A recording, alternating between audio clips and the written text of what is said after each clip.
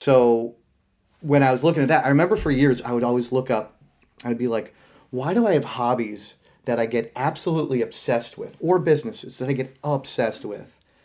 And then once I get good at them or figure them out, it's like I'm done. And ultimately, from an ADHD perspective, that's me constantly looking for something novel. Like I thrive off of learning things, especially if it just catches my fancy, something shiny.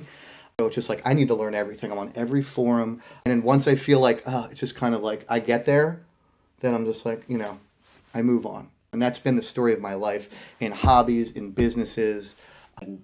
So I was adding it up last night talking about it, but I've had literally 50 jobs. I've had 50 jobs now. I guess it's a good time to mention my ADHD. Yeah.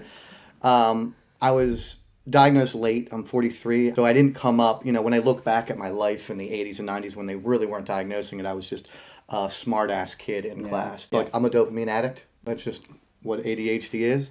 If it doesn't give me any sense of fun, excitement, gratification, my brain has zero interest, zero time for it.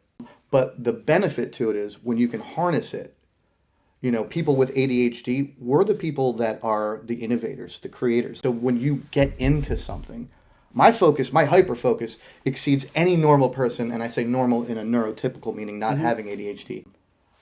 I can outthink, outpassion, outfocus anybody that doesn't have this when it's something I care about. Right. People with ADHD, they fail a lot because of two things.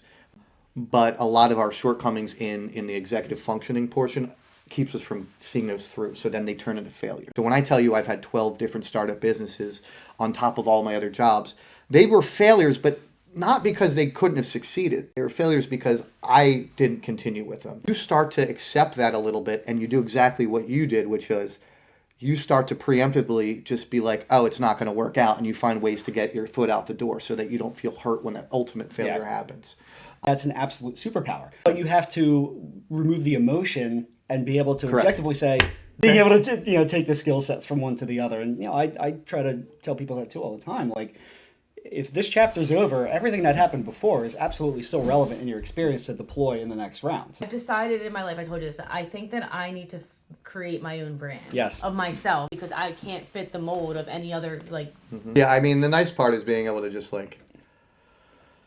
surround yourself with people where you can be your comfortable self.